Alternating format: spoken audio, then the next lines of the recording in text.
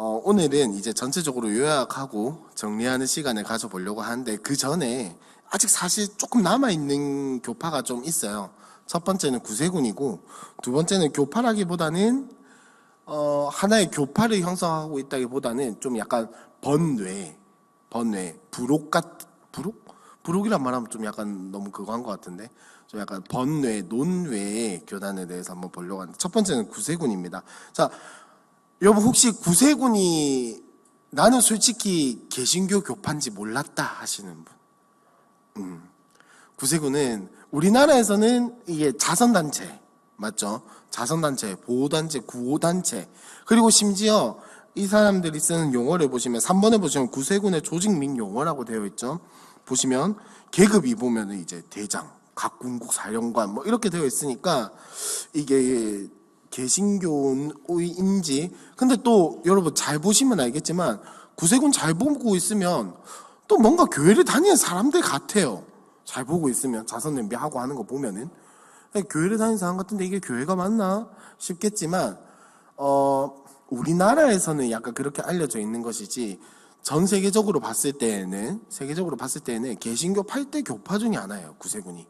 예, 그만큼 어떤 활동만 하는 것이 아니라 이 사람들 나름대로의 믿음과 그 교리 체계가 있다라는 점을 한번 오늘 살펴봤으면 좋겠습니다. 자, 첫 번째로 구세군은 지난번에 감리회 할 때도 말씀을 드렸지만 성결교 할 때도 말씀을 드렸었어요. 구세군은 감리회에서 갈라져 나간 그런 교파예요. 그러니까 지난번에 감리회 할 때 혹시 기억나시는 분이 계실지 모르겠지만, 감리회 할 때 제가 말씀드렸던 게 뭐였냐면, 감리회는 뭐 감독이라는 어떤 독특한 직분의 구조를, 직분이라기보다는 어떤 그 직위의 구조를 가지고 있기도 하지만, 감리의 특징 중 하나는 행동을 중요시한다라는 겁니다. 신앙의 실천, 신앙을 어떻게 내가 이 사회에서, 이 세상에서, 세계에서 어떻게 드러내 보일 것인가, 요거를 굉장히 중시하는 교파 중에 하나거든요. 이제 그 감리회에서 행동을 굉장히 중요시해서 갈라져 나간 게 구세군이다 라고 볼 수 있겠죠. 그래서 구세군을 이제 뒤에도 하겠지만, 구세군은 그들이 중요시하는 사역 중에 하나가 뭐냐면 빈민구제 활동이에요. 빈민구제 활동. 그냥 사회적 봉사만 하기도 하는데, 그 중에서 가장 중요하게 여긴 것이 빈민을 돌보고 진짜로 먹고 살 길이 막막한 사람들을 돕는 것이 구세군의 가장 중요한 사역 중에 하나거든요. 그래서 이 자선 냄비도 마찬가지로 요거를 모아서 그냥 사회적 활동을 하겠습니다 해서 그치는 것이 아니라, 그 구세군 냄비에 이렇게 헌금을 하는 것이 실제로 빈민을 구제하는 활동으로 이어지는 경우가 대부분이에요. 그 이유에 대해서는 나중에 해야 제가 지금 말할 게 좀 생기겠죠. 자, 구세군의 역사를 한번 보도록 하겠습니다. 자, 1번에서 나오지만 감리회 목사로부터 시작이 됐어요. 감리회 목사 중에 윌리엄 부스라는 사람이 있었습니다. 이 윌리엄 부스라는 사람은 감리회에서 아주 뛰어난 목사님이었다고 해요. 뛰어난 목사님이었고 지역교회를 잘 섬기고 잘 책임지는 그런 목사님이었는데, 이 목사님이 한 가지 광경을 목격하게 됩니다. 무슨 광경이냐면, 교회에 이제 어려운 사람들, 흔히 말해서 빈민들이 교회에 들어가려고 하는데 들어가지 못하고 자꾸 밖에 서성거리고 있는 거예요. 가서 왜 그러냐, 왜 교회를 들어가지 않고 서성거리고 있냐, 혹시 교회에 무슨 문제가 있냐, 이러니까 문제가 있대요. 무슨 문제냐, 다른 사람들은 잘만 왔다 갔다 하는데 왜 당신들은 들어가지 않고 있냐, 이러니까 교회에서 못 들어오게 한대요. 왜 못 들어오게 하죠? 이러니까는 알고 보니까 중산층에 있는 교인들이 빈민들은 더럽고 냄새나고 우리랑 수준이 안 맞다고 교회에 들어오지 말라고 한 거예요. 그냥 약간 흑인 백인 차별하던 것처럼, 백인 교회, 근데 여담이지만 그 미국에 있는 몇몇 백인 교회들은 아직도 흑인이 못 들어오게 해요. 그만큼 이제 좀 그런 게 있는데, 하여튼 실제로 이런 일이 있었다라는 거죠. 우리는 상상의 나래만 펼쳐봤던 가난하다고 교회 못 오게 실제로 여기서 일어났다라는 거예요. 영국이었어요. 영국에서 이런 일이 일어났고, 이 목사님은 이제 이걸 보고 충격을 받은 거죠. 이게 무슨 소린가, 신앙의 실천을 중시하는 이 감리회에서 가난하다고 더럽고 냄새 난다고 교회 못 들어오게 해? 이게 무슨 일이냐 해서 자신의 소명을 찾은 거죠. 아, 나는 이들을 섬기는 목사가 되어야겠다 라고 하면서 이제 기독교 선교회라는 단체를 이제 만들게 돼요. 만들어서 나는 빈민들을 선교하겠다. 그래서 제가 빈민들을 교회로 이끌려고 했던 기독교 선교회에서 구세군이 출발을 했다라고 할 수 있겠습니다. 그래서 이 기독교 선교회를 통해서 이 윌리엄 부스와 그와 뜻을 같이 하는 목사님들이 빈민들을 대상으로 선교를 합니다. 교회로 보내고 또 교회 데리고 오고 이렇게 하면서 기독교 선교회 활동을 하는데, 이때 이제 이 윌리엄 부스라는 목사님과 사모님이 함께 사역을 해요. 함께 사역을 해서 이제 거리마다 돌아다니면서 이제 사람들 전도함과 동시에 이제 뭐 그런 거 있잖아요. 근처에 이제 전도하기 위해서 모인 사람들을 함께 섬기자고 계속 이렇게 끌어모아요. 그러다 보니까 기독교 선교회가 점점 커졌겠죠. 선교회도 부흥하고 빈민들도 섬기고 이렇게 하면서 기독교 선교회라고 하는 요 단체가 점점 커진 거예요. 그래서 천막을 짓고 천막에서 이제 집회를 가지면서 복음을 증거하고 이제 이 사람들이 예수를 믿게 하고 하면서, 다시 한 번 더 말씀드리지만 주요 대상은 빈민들이었어요. 교회에서도 받아주지 않는, 사람들이 무시하는 그런 사람들을 데리고 와서 계속해서 집회하고 복음을 증거하고 하면서 이제 기독교 선교회 활동이 계속해서 했던 거죠. 그래서 주로 활동했던 것이 런던, 영국의 수도인 런던, 보통 번화가 옆에는 항상 좀 약한 지역이 있기 마련이죠. 그래서 런던 동부에 있는 빈민가에서 주로 활동을 했고, 이 런던 동부의 빈민가는 단순히 못 사는 사람들뿐만 아니라 악덕업자, 그러니까 고리대금업자라든지 이런 것들, 빈곤, 또 무지, 재난 등 사회의 이제 밑바닥에서 경험할 수 있는 그 모든 것들이 총집합되어 있는, 왜 요즘 말로 하면 슬럼과 같은 그런 곳에서 이분들이, 이 기독교 선교회가 사역을 했다는 거죠. 그래서 이게 계속해서 부흥을 하니까 어떻게 되냐면 3년 정도 지났을 때, 기독교 선교회를 만들고 나서 3년 정도 지났을 때에는 정기적으로 예배드릴 수 있는 장소가 13개, 그러니까 교회를 13개를 개척을 했다고 보면 되겠죠. 그렇게 13개의 예배 장소가 만들어지면서 기독교 선교회가 계속해서 발전하게 된 거예요. 이제 그러다가 그렇게 하면서 1878년이에요. 구세군이라는 이름으로 바뀐 게 정확하게는 1878년인데, 이제 여기에 이 기독교 선교회, 아직 이름이 안 바뀌었으니까 구세군 되기 전에 36명의 이제 목회자가 여기서 섬기고 있었고, 이제 여러 곳에 건물을 구입해가지고 예배 장소만 하는 것이 아니라 사무실도 만들고 창고도 만들고 이렇게 하면서 점점점 이제 뭔가 형태를 딱 잡아가는 거예요. 선교회로서 뭔가 단체로서의 어떤 형태를 딱 잡아가면서 이제 1878년에 다 같이 모여서 회의를 했는데, 그때 이제 기독교 선교회보다는 구세군이라는 이름을 가지고 하자라고 하면서 여기서 이제 정식으로 군대에 있는 제도를 끌어오자 이렇게 된 거예요. 그래서 왜 군대에 있는 제도를 끌어왔을까라고 한다면, 사실 여러분들도 잘 아시겠지만 군대라는 조직 자체가 굉장히 탄탄하잖아요. 딱 상명하복이라든지 어떤 이런 계급 체계라든지 위계 질서라든지 이런 것들이 딱 탄탄하니까. 그리고 당시에는 영국에서 조직이라고 한다면 군대 조직에 따라갈 것이 없었거든요. 그렇기 때문에 군대에 있는 체계를 가지고 와서 요 구세군에 적용을 시키면서 이름도 구세군이라고 바꾸게 된 거예요. 그렇게 뭐 별다른 교리적인 어떤 이유가 있어서가 아니에요. 조직 체계가 이것이 가장 탄탄하니까, 가장 확실하니까 가지고 온 것이 구세군의 시작이 된 겁니다. 그래서 이렇게 하면서 이제 구세군 자신들의 정체성을 분명히 하는 구세군 교리문도 따로 만들게 되고, 그 다음에 1880년 2년 뒤에는 군복을 입고, 실제로 군복을 입고 활동을 하는 그런 단체가 되었다라는 겁니다. 그렇게 하면서 이제 이 1878년에 구세군이 창설되고 나서 1890년도가 되었어요. 한 12년 정도 지났죠. 12년 정도 지났을 때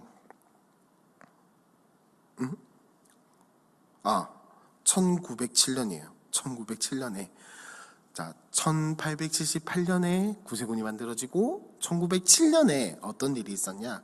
1907년에 윌리엄 부스, 요 구세군의 대빵이죠.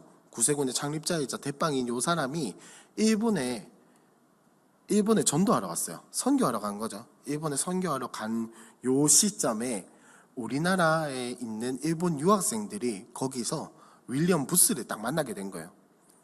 만나고 그 사상과 그 행동과 이런 것들에 크게 감명을 받은 요 유학생들이 우리나라에도 이름이 누군지는 안 밝혀졌어요. 누군지는 모르고 그 사람이 이 유학생들이 윌리엄 부스에게 조선에도 구세군이 들어오게 해주십시오. 조선에도 이 구세군이 자리 잡게 해주십시오라고 해서 우리나라에 구세군이 들어오게 된 거예요. 다른 이것들과는 조금 다르죠. 요청에 의해서 들어오게 된 개신교는 사실 이 구세군이 유일한 건 아니구나. 아무튼 대부분의 개신교 교파들이 선교를 위해서 외국인들이 조선을 보고 안타까워서 선교하기 위해서 왔다면 이 구세군은 조금 다르게 요청이 있어서 구세군 와주십시오 라고 해서 요청이 있어서 들어오게 된 거죠. 그래서 1908년 10월 가을에 이제 호가드라고 하는 사관은 뭔지 나중에 말씀을 드릴게요. 사관과 그의 부인이 이제 조선 땅에 파송이 된 거예요. 파송이 되면서 이제 우리나라에 구세군이 들어오게 시작된 겁니다. 근데 잘 아시는 것처럼 1908년쯤 되면은 일본이 우리나라를 완전히 휘젓고 있을 때죠. 휘젓고 있을 때 이제 구세군이라고 하니까 일본 입장에서는 약간 위협적인 거예요. 군대 아니냐. 실제로 군복 아까 말씀드렸던 것처럼 1880년도에는 군복도 입고 활동을 했다라고 했잖아요. 이름도 사령관님, 사관님 요렇게 하니까 조선이 어디서 군대를 데리고 왔나라고 하는 생각이 들었겠죠. 그렇게 해서 이제 일본 입장에서는 굉장히 위협적이었지만 우리나라 입장에서는 굉장히 매력적인 거예요. 굉장히 매력적인 거예요. 그 군대 옷을 입고 활동을 하는데 심지어 우리가 먹고 사는 것도 도와주는 그렇게 하니까 우리나라 사람들 입장에서 굉장히 매력적이죠. 그냥 매력적이라서 약간 지금 우리는 믿을 수가 없겠지만 약간 진짜로 폭발적으로 구세군이 믿는 사람들이 굉장히 많이 늘어나게 된 거예요. 그래서 아까 1908년쯤에 들어왔다라고 했잖아요. 1916년 그러니까 8년 뒤에는 우리나라에 구세군 교회가 78개 그리고 사관 목사거든요. 구세군에서 목사가 사관인데 사관이 87명 그리고 교인이 4,800명 정도 되는 제법 8년 만에 제법 성장한 그런 교파가 됐습니다. 근데 이제 잘 아시는 것처럼 지금은 사실 어디 갔는지 잘 안 보이는 그런 교파가 되었는데 잘못했다라는 게 아니라 그만큼 이제 초반에는 우리나라가 어렵게 먹고 살 때는 굉장히 많은 활동을 했고 우리나라에 큰 영향을 미쳤었어요. 그래서 구세군은 초반에 우리나라에서 어떤 걸 가지고 주로 활동을 했냐면 이제 구세신문이라는 걸 가지고 주로 홍보하고 활동하고 했었어요. 지금도 이게 이어지고 있는데 지금은 구세공보라는 이름으로 이어지고 있어요. 그러니까 구세군들이 발행하는 신문인데 이제 이 구세신문을 통해서 사람들에게 구세군의 소식이 전해지고 구세군이 어떤 일을 하는지 구세군이 무엇을 도와주는지에 대한 소식이 쫙 퍼져나가기 시작한 거예요. 그래서 이제 구세군은 우리나라에 들어와서 뭘 했냐면 자선 냄비부터 한 게 아니라 농사법 그리고 여성교육 그리고 가정생활에 대한 어떤 정보들 이런 것들을 막 알려주기 시작한 거예요. 우리나라 사람들한테. 우리나라 사람들 당시에만 해도 농업이 가장 주된 사업이었잖아요. 이 농업에 대한 정보를 알려주는 게 얼마나 큰 겁니까? 지금 우리로 치면은 주식시장이 이렇게 흘러갈 것이다 라고 알려주는 것과 거의 비슷한 건데 그러니까 농업에 대한 기술들 그리고 기술만 알려주고 끝나는 게 아니라 실제로 교육도 해주고 물품도 지원해주고 이렇게 하니까 우리나라 사람들 입장에서는 구세군이 좋을 수밖에 없는 거예요. 그런데 그런데 이제 잘 아시겠지만 우리나라 사람들이 그때 일제강점기 당시에 실제로 그런 게 있어요. 외국 사람들이 조선에 들어와서 외국 기자들이 조선에 들어와서 조선을 보고 조선 사람들 보고 뭐라고 평가했는지 혹시 아시나요? 굉장히 유명한 말 중에 하나긴 한데 조선 사람들은 농사 짓고 농한기가 되면은 술 먹고 도박하고 흡연하고 음주 가무만 즐기는 굉장히 미련한 사람들이다. 바보 같은 사람들이다. 라고 실제로 외국 기자들이 우리나라 사람들의 삶을 보고 그렇게 평가를 했어요. 그러니까 여러분 잘 아시겠지만 우리나라 교회가 유난히 담배와 술에 민감합니다. 그죠? 그 이유가 뭔지 아시나요? 아시죠? 물론 이제 성경에서 그것을 멀리 하라는 그런 말씀도 있기는 하지만 그것보다 더 영향을 많이 미친 건 뭐냐? 우리나라 선교사님들이 딱 처음에 딱 우리나라에 선교가 들어와서 교회에서 설교를 하는데 뭐 실제로 있었던 일인지 아닌지는 잘 모르겠어요. 썰이긴 한데 우리 선교사님들이 다 와가지고 예배 이렇게 딱 드리잖아요. 수요성경대학 하는데 나이가 지긋한 어르신 한 분이 곰방대를 뻐끔뻐끔 하시는 거예요. 요 자리에서 딱 송도영 집사님 자리야. 딱 여기서 설교하고 있는데 곰방대를 뻐끔뻐끔 피우고 있으니까 물론 우리나라 문화에서는 그럴 수도 있겠죠. 근데 사실 지금 문화에서도 그렇고 보기가 그렇게 싹 좋지는 않잖아요. 그리고 뭐 곰방대만 피웠겠습니까? 술 먹고 들어와가지고 또 뭐 행패도 부리고 이렇게 했겠죠. 그러니까 외국인들이 바라보는 우리나라는 그때 당시에 그랬다라는 거예요. 미련하고 어리석고 술만 마시고 먹고 놀 줄만 아는 그런 사람들로 보인 거예요. 조금 기분 나빠도 뭐 외국 사람들이 일단 그렇게 봤대요.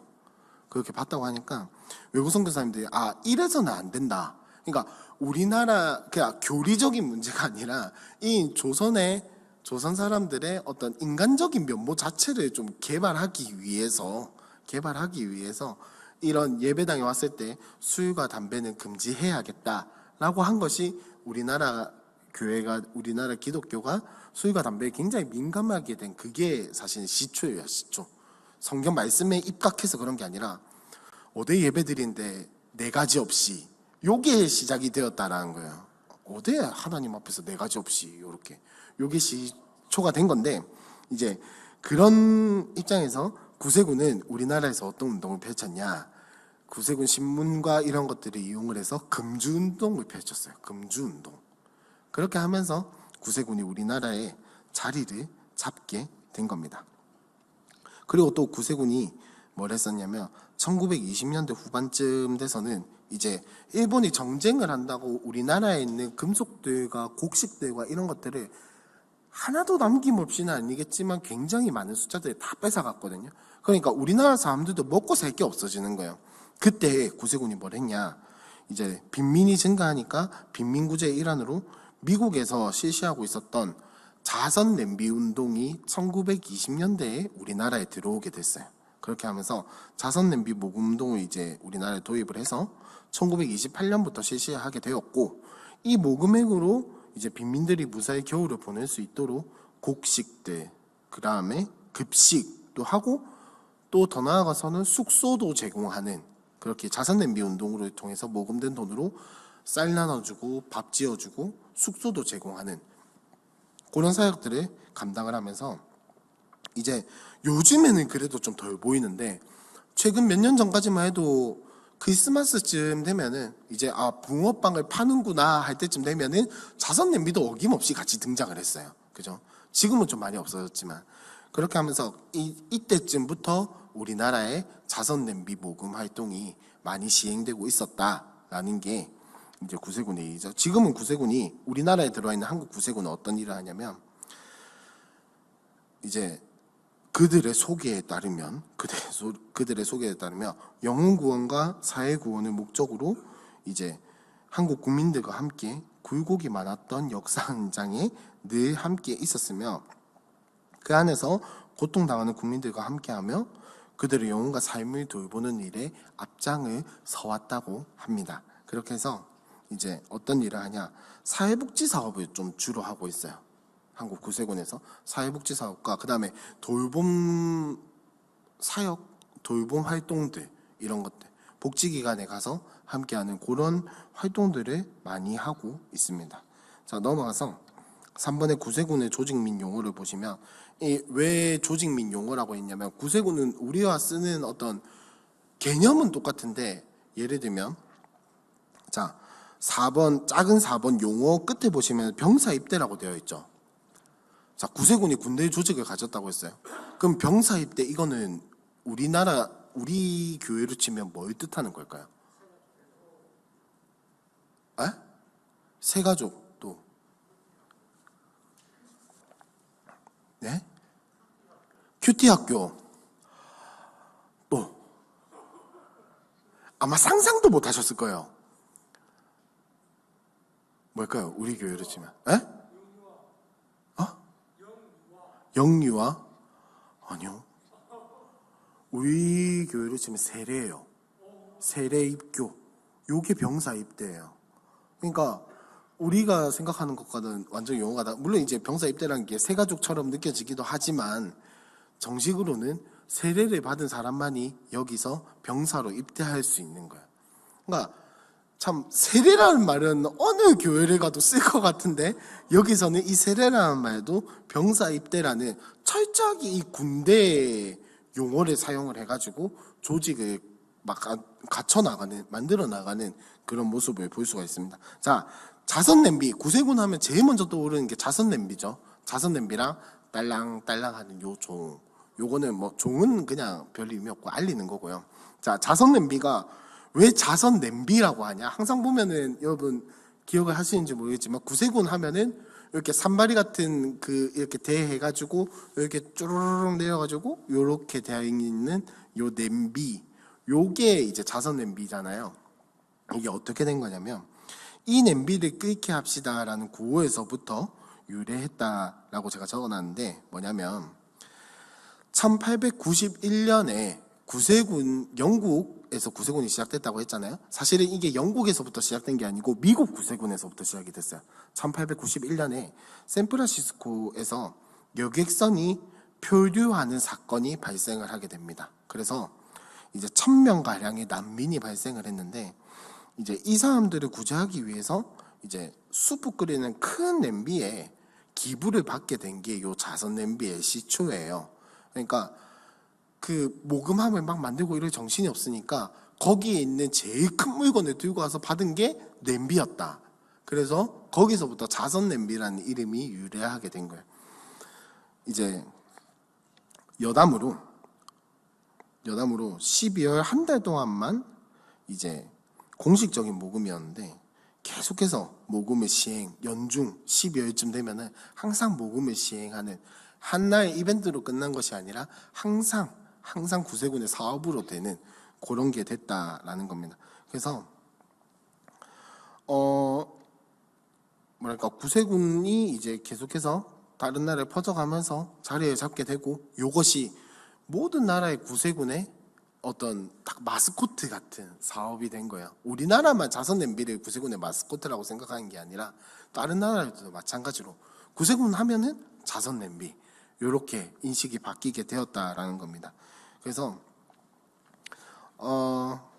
이게 우리나라에서는 사실 그렇잖아요. 반기독교적인 어떤 여론이라든지 이런 것들이 많이 형성되어 있는 편인데, 그렇게 하면서 이제 구세군의 어떤 그 자선 냄비, 요것이 또 너희도 그 말만 기독교라고 하고 돈을 뒤에서 횡령하고 너희들의 사익을 챙기기 위해서 사용한 것이 아니냐라고 한다, 이렇게 생각은 하지만, 이제 이 구세군 자선 냄비는 행정안전부에서 이제 승인을 받고 모금 활동을 하는 그런 사업이거든요.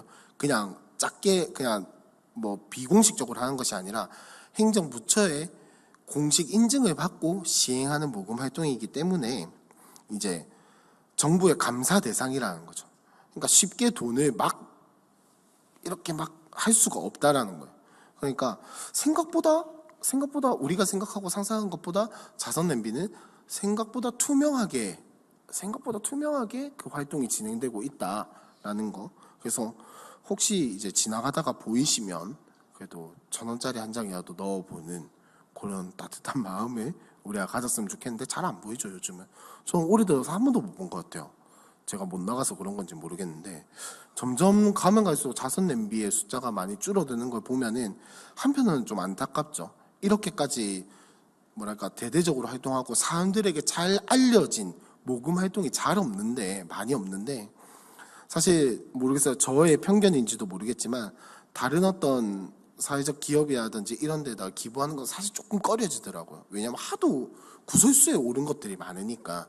근데 그런 점에서 구세군의 자선냄비 활동은 그래도 조금 괜찮은 편이라고 한다면 지나가면서 한 번쯤은 기부를 해볼 만도 한데 안 보이게 되는 게 조금 아쉬운 그런 마음이 없지 않아 있습니다.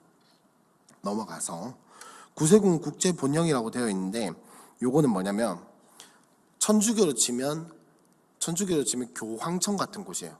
그러니까 얘네들도 대빵 조직이 있어요. 그래서 뭐 천주교처럼 모든 것이 이제 중앙 집권적이라서 교황에게서 로마 교황청에서 나온 모든 것들이 따라야 하는 법이고 뭐 절대 지켜야 하는 어떤 교리가 되고 이런 것은 아닌데 주로 이제 지난번에 말씀드렸던 그 성공회와 같이 이 상위 기관이 있고 여기서 소통을 하면서 이제 어떤 사업이라든지 이런 것들이 소통하고 전 세계적으로 각 나라들이 소통이 되는 그런 역할을 하신다고 보면 될 것 같아요. 막 천주교처럼 여기서 말하는 게 법이다, 무조건 지켜야 한다 이런 것은 아닙니다. 하지만 구세군 국제본영이라고 하는 요 대장 조직이 있다라는 것 정도 알아두시면 되겠고, 자 계급을 보시면 대장이 있어요. 대장은 누구냐면 구세군 국제본영의 대표, 요 사람이 대장이고, 이제 각 군국 사령관이라고 한다면 어떤 사람이겠습니까? 각 나라나 이제 지역을 대표하는 한 목회자가 사령관이 되는 거예요. 그리고 나서 각 지방 장관은 뭐겠습니까? 그 나라나 지역 안에 있는 또 작은 지역들이 있을 거잖아요. 거기를 대표하는 목회자가 또 장관이 되는 거예요. 사관은 우리가 잘 알고 있는 목사님에 해당하는 자리입니다. 그리고 정교가 있고 부교가 있고 병사가 있는데, 자 이게 뭔지는 조금만 있다가 다시 설명하도록 하고, 하여튼 이렇게 계급으로 해가지고 우리 이제 고신으로 치자면 뭐 총회장, 노회장, 시찰장 이런 것들이 있거든요. 한 번쯤은 들어보셨을 것 같은데 그런 것들이 이제 이 사람들은 군대의 용어를 사용해가지고 뭐 대장, 사령관, 장관, 사관 이런 식으로 흘러가게 되는 겁니다. 자 그리고 또 밑에 보시면 사관이라고 되어 있죠. 사관은 아까 말씀드렸던 것처럼 이제 목사님을 뜻하는 게 이제 사관인데, 조금 구분된다고 하면은 이제 사관이라고 하는 이 개신교 목회자에 대한 단어는 요 구세군에만 있는 거죠. 그래서 사실 개신교에서 다른 교단, 그러니까 침례회, 그 고신 합동 이런 거 말고 조금 더 크게 봤을 때 뭐 장로회, 감리회, 침례회 이런 데에서 목사 안수를 받았어요. 제가 장로회 목사잖아요. 그 만약에 정말 만약에 그럴 일이 없겠지만 감리회 목사가 되고 싶다 이러면은 목사 안수가 취소됐다가 다시 받아야 하는 게 아니라 그 회를 넘어가는 어떤 절차가 있어요. 절차라든지 교육의 어떤 과정이라든지 이런 게 있는데 그것만 밟고 나면은 목사로, 그러니까 자리 이동을 하는 거죠. 근데 구세군은 그게 아니에요. 구세군을 떠나게 된다면 다른 곳에서 목사 안수를 받는 게 목사로 인정이 되는 게 아니라 그냥 사직이에요. 아니 끝. 구세군에서 사직을 해서 정리를 하고 난 뒤에 타교단에 가서 목사 안수를 받아야 하는 거예요. 그러면 다른 타교파 목사님들도 구세군에 들어가면 마찬가지겠죠. 목사 안수 인정 안 하고 다시 구세군의 절차에 따라서 사관의 그 직분을 얻어야 하는 거예요. 우리가 생각하기 이게 말이 조금 다른 것 같지만 완전히 그냥 다른 거예요. 완전히 다르게 보는 거예요. 구세군 내에서는. 그래서 이 구세군은 나름대로의 대학교도 있어요. 구세군 사관 대학교가 있어요. 그 안에 목회 신학과에 들어가서 이제 그 인사권이 그러니까 내가 어느 교회로 갈지, 어느 지역으로 갈지는 거기 그 우리나라 구세군 총괄하는 그 인사 담당하는 거기서 완전히 다 결정을 하게 되는 거죠. 그러니까 어떻게 보면 약간 중앙집권적인 이런 것들이 구세군에는 좀 있어요. 아무래도 군대 체제다 보니까 발령이 나는 대로 가야 하는 거죠. 발령하니까 또 여담으로 생각나는 게, 여러분 혹시 아시나요? 천주교 신부님들 있잖아요. 신부님들 중에 군종 신부도 있을 거잖아요. 군대에 있는 군종 신부님들은 제가 알기로 절반 이상은 군대를 2번 간 사람들이에요. 왜냐면 군대를 갔다 와서 신부가 됐을 거잖아요. 보통 일반적으로. 그러면 천주교 같은 경우에는 천주교도 사실 신부님의 어떤 거치가 중앙집권적이라서 발령 개념이거든요. 그러니까 군대 갔다 와서 신부가 됐는데 군 성당으로 발령이 났어. 그럼 다시 군인이 돼야 하는 거예요. 남자들 입장에서 굉장히 끔찍한 일이죠. 재입대를 해야 하는 거니까. 뭐 하여튼 그런 체제를 가지고 있다. 발령의 어떤 체제를 가지고 있다라는 점을 아시면 되겠습니다. 자, 군우라고 하면은, 자, 이쯤 되면 군우가 뭘까요? 군우. 군인 할 때 군자를 쓰고 우자는 벗우겠죠. 그러면 뭘 뜻하는 걸까요? 군우는 그냥 교인, 성도를 뜻해요. 그래서 일반적으로 이제 구세군 교회 처음 오는 사람을 군우라고 해요. 군우. 근데 또 이제 이런 거에 대한 거부감이 생길 수도 있으니까 요즘에는 그래도 성도라고 그냥 지칭을 한다고 하더라고요. 그런 식으로 그렇게 표현을 하고 있고, 자, 영문은 교회를 뜻합니다. 그러니까 구세군의 개념으로 본다면 여기는 함께하는 영문이 되는 거예요. 함께하는 영문. 그래서 이 특이한 게 뭐냐면, 교회는 여러분 혹시 아시는지 모르겠지만 우리 교회가 가지고 있는 땅과 건물은 우리 교회 여러분들의 이름으로 공동 등기가 되어 있어요. 그러니까 여러분들이 다 지분을 가지고 계시거든요. 그러니까 교회 전체가 요 땅과 건물의 소유주가 되는 거예요. 교인 모두가, 공동회의 교인 모두가.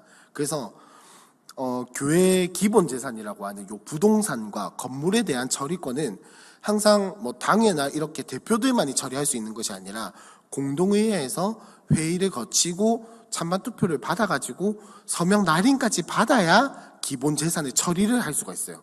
땅 1평이라도 파는 데에는 그런 절차가 필요해요. 근데 이제 유지재단이라고 해서 약간 보험같이 총회에 가입은 하는 건 있어요. 그렇다고 해서 뭐 소유권이 이전이 되는 건 아니고 그냥 뭐 약간 우리가 생각하는 보험 정도의 개념이라고 생각을 하시면 되는데, 구세군 같은 경우에는 모든 영문의 재산들이 구세군 본부에 소속이 되어 있어요. 그러니까 구세군 본부에서 요 땅과 요 건물에 대한 모든 소유권을 다 가지고 있다는 거죠. 그러니까 쉽게 말해서 본부에서 약간 나쁜 마음을 품고 이렇게 하면은 해결이 될 수도 있는, 물론 법인으로 되어 있기 때문에 마음대로 막 하지는 못하겠지만 그런 개념을 가지고 있다라는 거고. 자, 가정단. 저는 진짜 가정단 진짜 처음 들어봤거든요. 한번 여기에 나와 있는 대로 한번 설명을 해볼게요. 이제 가정단은 뭐냐면 이제 일반 교회에서 말하는 여전도회 정도 되는 성격을 가지고 있습니다. 여전도회. 근데 이제 우리 일반적인 교회에서 여전도회 하면은 여전도회 자체 내에서 이제 뭐 사업을 진행을 한다든지, 그러니까 교회의 어떤 소속으로서 교회를 돕고 혹은 전도를 하는 요 정도의 역할을 딱 가지고 있잖아요. 여전도회가. 근데 여기서는 이제 여자 사관, 그러니까 여자 목회자의 책임하에 모든 일들이 다 진행이 돼요. 그러니까 가정단이라고 한다면 영문 안에 있는 요 구세군 교회 내에 있는 하나의 기관이라고 보시면 될 것 같아요. 교육기관처럼 또 청년부처럼 이렇게 하나의 기관이 되어서 세계적으로 이제 네트워크가 쫙 형성이 되어 있어서 이제 단순히 그냥 여전도의 역할만 하는 것이 아니라 사업도 같이 하고 또 요 세계적인 네트워크 안에서 뭔가 어떤 이런 사업을 하자라고 지령이라고 해야 할까요? 이런 어떤 사업들이 진행이 되면 같이 진행을 하기도 하고. 그러니까 여전도에는 여전도의 회원들과 이제 회장님들이 이제 움직인다면 여기는 목회자를 따로, 여자 목회자를 따로 편성을 해가지고 그 책임 아래에서 모든 것이 진행되는 것을 이야기를 하고 있는 것입니다. 자, 자선봉사단이라고 있는데, 자, 이거는 조금 아시겠죠? 이름만 들어도. 자선봉사단은 봉사를 목적으로 하는 부서고, 이제 공식적인 행정 부서가 따로 있어요. 그래서 교회 이 구조에 따르면 어떻게 돼 있냐? 장년부, 청년부, 가정단, 자선봉사단 이렇게 따로 되어 있어요. 그러니까 보통 여전도회나 요런 우리 교회로 치면 구제부 정도가 되겠죠. 구제부는 이제 뭐 어떤 따로 한 기관인 게 아니라 교회 안에 있는 행정부서라기보다는 사역의 어떤 단위 중에 하나인데, 여기는 그냥 아예 부서가 따로 편성이 되어 있는 거예요. 우리 교회로 치면은 뭐 장년부, 청년부, 교육부서 뭐 이런 식으로 되어 있다면, 그런 부서 중에 하나로 인식이 되어 있는 게 자선봉사단과 가정단이에요. 그러니까 그만큼 어떤 교회에서 굉장히 중요하게 보고, 구세군 교회 내에서 중요하게 보고 다른 한 부서로서 독립적인 책임과 사역을 감당하고 있는 것이 바로 자선봉사단이다라고 하겠습니다. 병사 입대는 아까 말씀드렸던 것처럼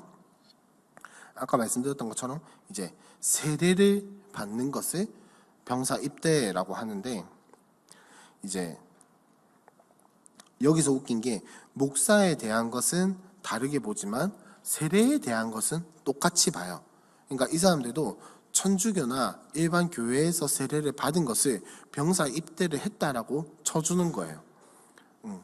혹시나 만약에 구세군으로 교회를 이동하실 일이 있으면 병사 입대는 여러분들 이미 하셨다라고 생각을 하시면 되겠습니다. 그래서 우리나라의 구세군에 보면은 이제 참 뭔가 남자들에게 굉장히 익숙한 단어들이 있어요. 계급에 보면은 뭐 장성사관이 있고, 영관사관이 있고, 위관사관이 있고, 아시죠 남자분들? 장성은 스타를 이야기를 하는 거고, 영관은 뭐 소령, 중령, 대령 요것을 이야기를 하고, 위관은 소유주의 댕이, 요렇게 진짜 딱 군대처럼 조직의 어떤 개념들이 딱 편성이 되어 있어요. 그래서 여기서 웃긴 게, 여기서도 이 직책이 이름만 있는 것이 아니라 실제로 할 수 있는 일과 권한도 주어져 있어요. 달라요. 위관사관은 영관사관의 말에 따라야 하고, 영관사관은 또 장성사관의 말에 따라야 하고, 완전히 조직 자체는 군대적인 조직에 딱 가지고 있는, 뭐 제가 실제로 들어가 보지 않아서 진짜 상명하복하고 뭐 분위기가 굉장히 위계질서가 있는 그런 분위기인지는 모르겠지만, 어쨌든 조직도 자체는 굉장히 군대적인 질서를 가지고 있다라는 것을 아시면 되겠습니다. 그래서 여기서 보면은 웃긴 게 하사관도 있어요. 하사관, 부사들, 그러니까 하사중사 상사하는 그 부사관들도 따로 있는데, 뭐 여러분들이 잘 아시는 것처럼 위관사관이라든지 이런 것들은 우리가 잘 알고 있는 어떤 목사님들의 그런 것들을 따라간다면, 부사관 이런 거는 어떤 걸 가지고 있냐?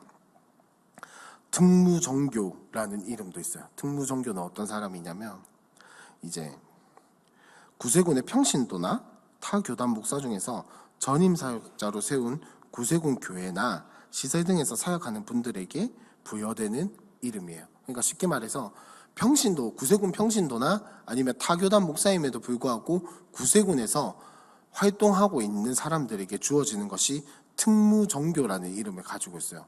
좀 뭔가 무시무시하죠, 이름이. 특무정교 이런 것도 있고, 또 여기서 이 구세군에서 장로의 역할을 담당하는 사람들은 정교라는 이름을 가지고 있어요. 정교.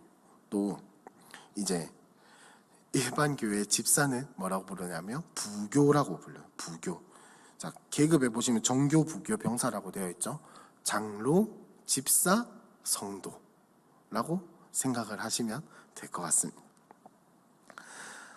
우리나라는 참 용어가 많이 다르죠. 근데 참 신기한 건, 우리나라에서는 요 구세군이 개신교였냐 하는 사람들이 굉장히 많으신데 웃기게도 교리적인 부분에 있어서는 장로회와 크게 다른 게 없어요. 크게 다른 거 없이 우리가 알고 있는 교회의 믿음, 예수 그리스도만이 우리의 구주시고 하나님의 말씀이 참된 진리의 말씀이고, 성부, 성자, 성령이 계시고 한 본질을 갖추신 삼위로 계신다, 뭐 이런 모든 교리들이 거의 대부분이 비슷해요. 거의 대부분이 비슷하고, 사실 지난주에 성공회라든지 루터교 이런 걸 보면서도 여러분들이 조금 느끼셨겠지만 구원에 대한 개념이라든지 이런 것들이 다를 수 있는데, 구세군 같은 경우에는 모르겠어요. 그 봉사활동을 주로 해서 그런지 어떤 교리적인 부분에 있어서는 우리가 알고 있는 것과 크게 다른 것이 없어요. 크게 다른 것이 없이 봉사활동을 굉장히 중요시하는 그런 개신교 교파다라고 생각을 하시면 되겠습니다. 자, 그리고 큰 2번으로 넘어가서 독립교단에 대해서 한번 이야기를 하려고 하는데, 자, 우리가 초교파 이런 이야기 많이 들어보셨죠?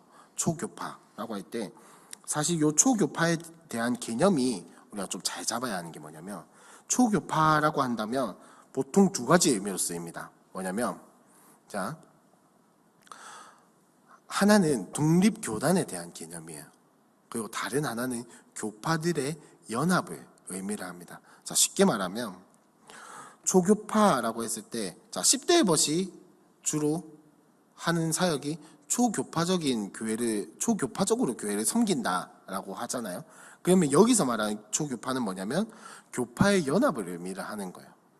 그런데 우리가 알고 있는 저 교회는 초교파적인 교회야 라고 했을 때에는 독립적인 위치를 가지고 있다라고 이해를 해야 하는 거예요. 그러니까 초교파라고 하는 것보다는 사실 독립적이다 혹은 교파의 연합이다 라고 표현을 하는 것이 조금 더 정확한 표현이에요. 정확한 표현.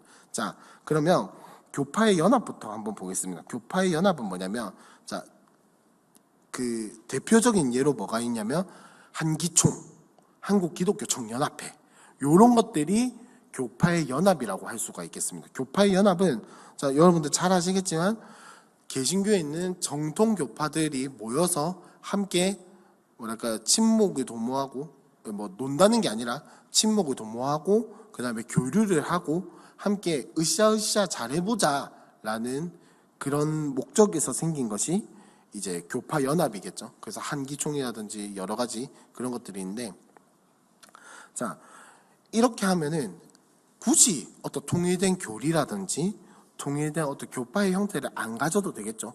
그냥 어떤 단체의 성격으로서만 남을 수 있는 건데, 이렇게 하면은 좋은 점이 뭘까요? 싸울 일이 없겠죠. 싸울 일이야 없지는 않겠지만 어느 정도 수용하고 서로 싸우면서 의견도 좀 일치하고 그렇게 하면서 할 수가 있다는. 그리고 어떤 무슨 교리문을 만든다든지 통일된 무엇인가를 만들어야 하는 그런 것은 없겠죠. 하지만 단점이라고 한다면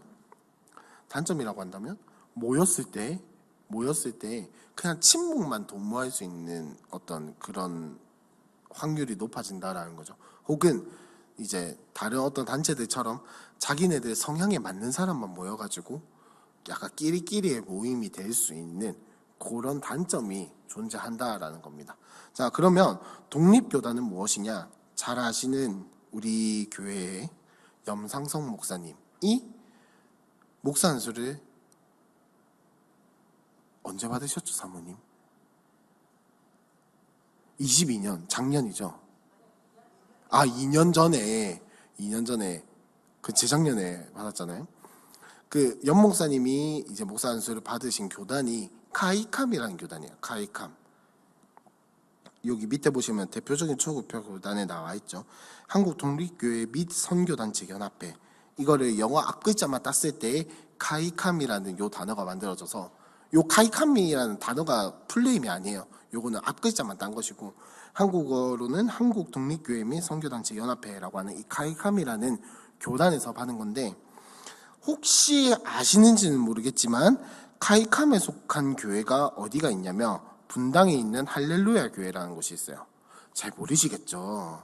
넘어가서 요 교회는 아실 거예요. 우리들 교회, 김양재 목사님, 우리들 교회가 대표적으로 요 카이캄, 한국 독립교회 및 선교단체 연합회에 속한 교회입니다. 그래서 이 카이캄이라는 이런 어떤 독립교단의 초교파 교단에 참 좋은 의도를 가지고 있어요. 왜냐면 이제 개신교 교파 내에서도 장로회 안에서도 수많은 입장 차이와 또 어떤 신학적인 차이 때문에 서로를 물고 뜯고 찢고 싸우고 이렇게 하는 과정 중에서 또 어떤 목사님들은 입장이 다르다고 해서 교단 전체적인 분위기 내에서 핍박을 받는 경우도 있고, 실제로 어떤 경우가 있었냐면 정확하게 이름을 밝힐 수도 없고 다 이야기를 할 수도 없지만 약간 뭉뚱그려서 한번 이야기를 해보면 장로회에는 이런 게 있어요. 교회에서 여러분 혹시 제시키나 공동회의 하실 때 예결산안을 자세하게 보신 분들은 아시겠지만 상회비라는 것이 있습니다. 들어보셨나요? 상회비가 뭐냐면 교회에서 노회나 총회에 내는 요 분담금의 뜻이에요. 분담금. 교회가 이 노회를 유지하기 위해서, 왜냐하면 노회라는 조직은 유지가 되어야 하니까 이런 것도 유지하기 위해서, 또 노회에서도 여러 가지 사업들이 있거든요. 저 같은 경우에는 지금 노회 회원으로서 어디에 소속되어 있냐면 노회 국내 전도부에 소속이 되어 있어요. 왜 국내 전도부인지는 모르겠어요. 왜 선택할 권한이 없는지도 모르겠고, 아무튼 목사 안수 받고 나니까 그냥 국내 전도부래요. 거기에 소속이 되어 있는데 거기서도 이제 뭐 활동을 하고, 또 뭐가 있냐면 뭐 SFC 지도위원회라든지 이런 참 많은 부서들이 있고 많은 활동을 하고 있어요. 노회 자체적으로도. 이제 그런 것들을 감당하기 위해서 교회에서 이제 교세, 그러니까 교회 예산이라든지 또 교인들의 숫자라든지 이런 걸 다 종합을 해가지고 교회 예산의 몇 %를 상회비로 내요. 근데 요 상회비에 관련해서 굉장히 억울한가? 그네들이, 그 교회 입장에서는 억울하고 노회 입장에서는 왜 이것도 못 해주냐라고 하는 어떤 그런 싸움이 발생하기도 하거든요. 이제 그렇게 되니까 교회가 교단을 탈퇴하는 사건도 일어나고 뭐 그런 일들이 있습니다. 이제 또 그런 일도 있고, 또 어떤 일도 있었냐면 교회, 같은 교단의 교회들은 사실 이렇게 표현하면 좀 그렇지만 그래도 상도덕이라는 게 있어야 하잖아요. 작은 교회 옆에 같은 교단에 큰 교회가 들어오면 조금 그렇잖아요, 사실은. 근데 이제 그런 문제들이라든지 이런 것들 때문에 실제로 이제 상회에서 한 교회, 큰 교회에게 너희 이 작은 교회에 얼마를 배상을 해라, 뭐 이런 사건도 있었어요. 그 사건 때문에 이제 큰 교회가 교단에 탈퇴하는 뭐 그런 일도 있었고, 하여튼 이렇게 상회라는 이런 조직이 있다 보니까 억울한 일을 당하는 사람들도 분명히 존재하겠죠. 그런 이제 어떤 구조에서 벗어나기 위해서, 벗어나고 진짜로 하나님의 말씀과 이 교회의 본질을 지키자라는 입장에서 나오게 된 게 요 카이캄이라든지 밑에 있는 웨이크 같은 초교파 교단들이에요. 목사님들이 생기게 된 거죠. 그래서 다양한 시각으로부터 자유로울 수는 없겠죠. 사람들이 뭐 어떤 사람은 안 좋게 볼 것이고 어떤 사람은 좋게 볼 것이고, 이런 것에서 완전히 뭐 다 좋게 볼 수는 없겠지만 이제 교단과 교파에 있는 그 정치적인 싸움이라든지 이런 압박이라든지 이런 것들에서 자유로울 수는 있겠죠. 자유롭고 싶고 또 자유로운 사람들이 모여가지고 만든 것이 요 독립교회라고 할 수 있는데, 그래서 사실은 어떤 이 교단 자체의 어떤 신학이라든지 이런 것들은 좀 없는 편이긴 해요. 그게 나쁘다라는 게 아니라, 다른 교단들은 우리가 지금까지 살펴온 것처럼 어떤 교단적인 배경이 있고 교단의 신학들이 있는데 이런 것들이 조금 없기는 합니다. 하지만 어떤 불합리한, 그 사람이기 때문에 나올 수밖에 없는 그런 정치적인 불합리함이라든지 권력 싸움이라든지 이런 것에서부터는, 그런 부정적인 것으로부터는 자유로울 수 있는 그런 교단이 바로 독립교단이라고 할 수가 있겠습니다. 그래서 사실 장점이라고 한다면 다양한 시각과 다양한 관점을 가진 사람들이 모였기 때문에 교류를 한다면 다양한 시각과 관점을 가질 수 있는 기회들이 훨씬 더 많이 늘어나겠죠. 사실 이렇게 말하면 좀 그렇지만 고신 동기회가 모이면 대부분 그 성경에 대한 관점이라든지 이런 것들이 비슷할 수밖에 없어요. 물론 뭐 저희 연차에서는 사실은 이제 학교 졸업한 지 3년, 4년밖에 안 됐는데 어떻게 뭐 폭넓은 시야를 가질 수 있고 그렇겠냐마는, 아무래도 교류를 하고 이러다 보면은 제한적인 시각을 가질 수밖에 없는데, 이런 독립교단 같은 경우에는 아무래도 자유로운 시각과 이런 것들을 많이 접할 수 있는 기회가 생기겠죠. 하지만 단점이라고 한다면 뭐가 있을까요? 애매한 정체성을 가지고 있기 때문에 결국은 안 좋은 쪽으로 흘러갈 가능성도 굉장히 높아진다는 거예요. 여러분 잘 아시겠지만 자유라는 것은 잘 쓰면은 자유로운 어떤 나에게 이익이 되지만 안 좋은 쪽으로 쓰게 되면 방종이 되는 것처럼 그런 거라고 생각을 하시면 되겠습니다. 자, 그래서 대표적인 초교파 교단으로는 한국독립교회 및 선교단체연합회라고 하는 이 가이캄이라는 교단이 있고요. 국제독립교회 연합회라고 하는 이 웨이크라는 교단이 있습니다. 근데 사실 실제로 보기에는 웨이크가 거의 못 보죠. 가이캄 같은 경우는 굉장히 큰 규모를 가지고 있기 때문에 우리 염상성 목사님 목사 안수 받으실 때 했던 교회가 가면은 뭐가 있냐면 본당에 파이프 오르간이 있어요. 그래서 목사 안수 사진 보면 진짜 멋있어요. 저는 되게 쭈구리 같이 나왔는데 연 목사님 사진 찍은 거 보면 진짜 멋있어요. 파이프 오르간 배경으로 쫙 있고 그렇게 되어 있는데, 하여튼 가이캄 같은 경우에는 그래도 규모가 좀 큰 편이에요. 그리고 아까 말씀드렸던 분당 할렐루야 같은 경우에는, 할렐루야 교회 같은 경우에는 여러분 나중에 가셔서 한번 그 교회 홈페이지 한번 들어가 보세요. 교회 건물이 진짜 예뻐요. 동그랗게 해가지고 거기에 막 하여튼 굉장히 예쁜데, 하여튼 우리가 잘 알고 있는 우리들 교회 김양재 목사님 같은 경우 워낙 유명하니까 우리들 교회 같은 우리가 알고 있는 좀 규모가 큰 교회들이 몇 개가 있는데, 웨이크 같은 경우에는 사실 조금 작아요. 근데 이 독립교단들의 문제가 되는 부분들이 몇 개가 있는데, 가장 많이 일반 정통 교파들에게서 가장 많이 어떤 문제로 삼는 부분이 뭐냐? 목사 안수에 대한 문제거든요. 왜냐하면 이 뭐랄까 목사 안수를 받고 이러는 거에 독립교회 연합이다 보니까 어떤 신학교가 있는 게 아니거든요. 그러니까 이 사람이 검증된 신학교에 나왔는지 안 나왔는지 이런 거 어떻게 너희가 판단을 하냐, 이렇게 돼버리는 거예요. 사실은 그런 것들을 방지하기 위한 장치들이 이미 많이 되어 있거든요. 이미 많이 되어 있는데 이런 어떤 문제시 되는 부분들이 좀 많아서 이 가이캄 같은 경우에는 목사 안수를 받기 위해서 조건들이 딱딱딱딱 있어요. 뭐냐면 첫 번째로 국내외 정규신학대학원, 그러니까 MDB라는 학위를 가진 사람들만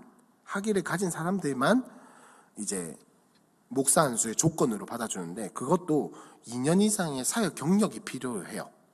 그러니까 사역 경력을 확인할 때 제가 듣기로는 어떻게 그걸 하냐면, 교회 홈페이지가 있다면 교회 홈페이지에 게재가 되었는지, 그 다음에 주보에 이름이 올라가 있는지 안 올라가 있는지 이런 것들 다 확인을 한다 하더라고요.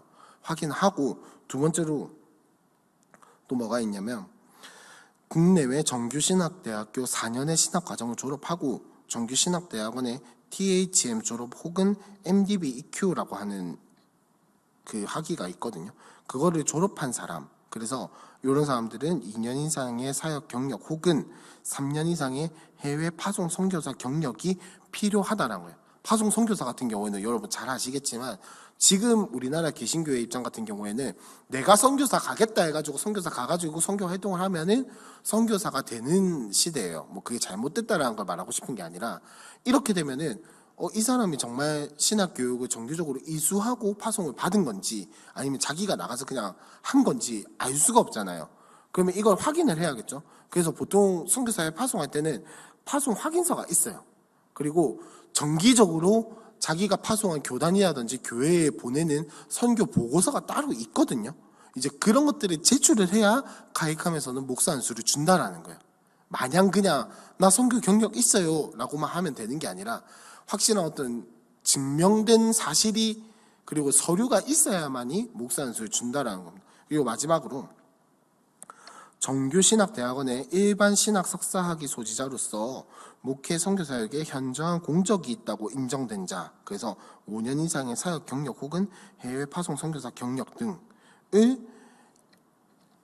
인정을 받아야 목사 안수를 받을 수 있다는 거예요. 자, 지금까지 되게 뭔가 학위라든지 이런 것에 대해서 이야기를 했지만 핵심은 뭐냐면, 가이캄에서도 독립교파고 뭐 정규신학교가 이렇게 있고 없다고 해도 충분히 어떤 목사 안수를 주기 위한 충분한 다른 교파들만큼의 어떤 정규적인 그런 증명과 이런 것들을 통해서 목사 안수를 준다라는 거예요. 그러니까 사실 저도 제가 학교에 다닐 때도 그랬지만 사실 독립교단의 목사님들이라고 하면 약간 의심부터 하는 그게 있거든요. 의심부터 하는 그게 있는데 적어도 이제 자신이 독립교단에서 안수를 받았는데 카이캄이다 혹은 웨이크도 사실은 학교가 있어요. 웨이크 같은 경우에는 사이버 신학교가 있어요.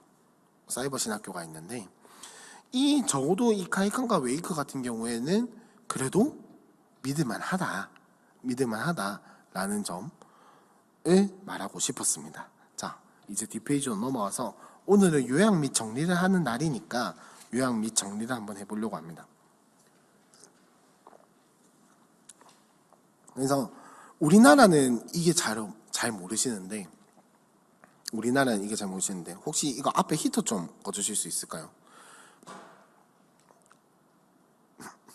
방금 한혜종 선생님이 나가시는데 너무 큰 소리가 나서 제가 좀 놀랐어요. 우리나라에서는 이런 것들이 잘 없는데 개신교에는 8대 교파가 있어요. 8대 교파. 지금까지 제가 해온 것들이 모두 개신교 8대 교파에 속하는 것들이에요. 자, 1번에 보시면 장로회, 침례회, 감리회, 순복음. 사실 이 순복음이라고 표현하는 것이 지난번에도 이거 할 때 말씀드렸지만 정확한 명칭은 아니에요. 순복음은 사실 오순절이라고 하는 게 사실 정확한 명칭입니다. 오순절, 그리고 성결, 성공회, 루터교, 구세군, 이것이 개신교의 8대 교파예요. 저는 어릴 때 장로회만 개신교인 줄 알았어요. 진짜 꼬맹이다운 생각이죠. 하지만 개신교에는 8대 교파가 있다라는 점 한번 이제 살펴보도록 하겠습니다. 자, 장로회라고 한다면, 자, 제가 지금 특징을 딱 2개씩만 들고 왔거든요. 중요한 특징들 딱 2개씩만 들고 왔는데, 장로회는 웨스트민스터 표준문서를 기반으로 하고 있습니다. 뭐냐면 웨스트민스터 회의라고 하는 그곳에서 딱 제정된 신앙고백서, 대소요리 문답, 예배 지침, 교회 정치, 요 4가지 문서를 기반으로 해서 요 4가지 문서를 가지고 교리의 체계라든지 그 다음에 교회의 체계를 만들어 나가는 곳이 장로회예요. 그래서 이 장로회에서 가장 중요한 건 뭐냐? 장로와 치리회가 교회 구조의 핵심이에요. 자, 교회에서 치리회라고 한다면 당회가 교회의 치리회죠. 치리회라고 하는 것은 못 들으신 분들을 위해서 간단하게 설명을 드리면 치리를 할 수 있는 권한을 가진 것이 치리회예요. 발음이 좀 그랬나요? 치리를 할 수 있는 권한을 가진 곳이 치리회예요. 자, 그러면 퀴즈를 하나 내볼게요. 공동의회는 치리회일까요? 아닐까요? 자, 맞다. 공동의회는 치리회다. 아니다. 공동의회는 치리회가 아닙니다. 치리를 행할 수 있는 권한은 교회 내에서는 당회밖에 없어요. 당회밖에 없어요. 자, 그러면 한 가지 더. 노회는 치리회일까요? 아닐까요? 치리회다. 노회는 치리회다. 노회는 치리회가 아니다. 노회는 치리회입니다. 노회에서도 치리를 행사할 수 있어요. 자, 한 가지 더. 고신총회는 치리회일까요? 아닐까요? 치리회다. 치리회가 아니다. 총회는 치리를 행사할 수 있는 권한이 없습니다. 그러니까 총회는 개념적으로만 딱 말씀을 드리면 노회의 연합이에요. 그리고 임시예요. 임시. 그러니까 사실은 이 어린 목사가 이런 말을 하기는 좀 그렇지만 총회장이라는 직책은 총회가 열릴 때만 존재를 해야 되는 거예요. 원리상, 이론상으로는. 하지만 뭐 교회 일이라는 게 임시로만 모일 수는 없는 거잖아요. 항상 일들이 있고 총회라는 어떤 그 회의 때만 일이 진행되는 게 아니라 계속해서 일이 진행되기 때문에 지금은 사실 고신총회라는 것이 있어서 어떤 총회장이라는 게 계속해서 이어지는 약간 그런 직위에 있지만 사실상 이론적으로 따지면은 원칙상으로 따지면은 총회장은 임시직이에요. 총회가 열릴 때에만 존재하는 그게 총회입니다. 그러니까 우리가 속한 이 장로회에서는 적어도 고신에서는 치리회라고 한다면 노회와 당회밖에 없다라는 것을 여러분들이 기억을 하셔야 하고 치리회라는 것은 치리를 행사할 수 있는 기관인 7위회죠. 자, 7위가 뭔지는 아시죠? 7위라고 한다면, 자, 우리 3년의 신학과정을 모두 마치신 우리 하늘 전도사님, 3학년 2학기 때 교회 정치 하셨죠? 안 하셨어요? 이러면 안 되는데. 7위라고 한다면 뭐가 있냐면, 지난번에 말씀드렸지만, 자, 직무정지. 네? 직무정지. 직무정지는 뭐냐면, 내가 가지고 있는 요 직분에서 해야 할 일들을 모두 정지시키는 거예요. 하지 마라. 아무것도 하지 마라. 뭐 근신도 있고 견책도 있고 또 그런 것들이 있는데, 근신, 견책 이런 것들 설명 안 드려도 되겠죠. 그냥 자숙하는 기간이라고 생각하신다면 직무정지부터가 사실은 조금 센 7이에요. 직무정지도 있고, 그 다음에 출교도 있기는 한데, 출교는 어지간해선 잘 없고, 가장 큰 7위가 뭐냐면, 여러분, 자, 한번 손 들어볼게요. 면직이 있고, 면직은 뭔지 아시죠? 그 직분에서 박탈하는 것이고, 수찬정지가 있어요. 수찬정지는 뭐냐면 성찬에 참여하지 못하는 거거든요. 자, 수찬정지가 더 큰 7위일까요? 아니면은 면직이 더 큰 7위일까요? 수찬정지다. 면직이다. 수찬정지가 더 큰 시벌입니다. 네, 수찬정지가 더 큰 시벌. 왜냐면 또 이야기가 옆으로 자꾸 새는데, 장로회에서는 은혜의 방편이라고 한다면, 은혜의 방편 중에서 중요한 게 뭐냐면 성찬이야, 성찬. 요 성찬을 통해서 내가 예수님의 살과 피를 기억하고 먹는 요것을 통해서 보이는 말씀인 요 성찬을 통해서 하나님의 은혜가 나에게 온다. 내가 죄악 중에 있을지라도, 죄악 중에 있을 때는 아니구나. 죄송해요. 죄악 중에 있을 때는 보통 성찬에 약간 자제를 시키는 편입니다. 그 죄악 중이라고 하는 것 중에 뭐가 포함이 되어 있냐면 7위를 당한 사람도 포함이 되어 있어요.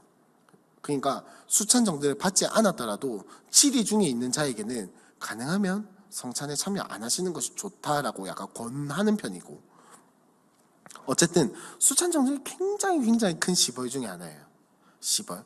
그 시벌은 벌을 준다라는 뜻이고, 해벌은 벌을 해제한다라는 뜻인데, 저는 실제로 본 7위 중에 어디까지 봤냐면, 요즘은 7위를 잘 안 하죠.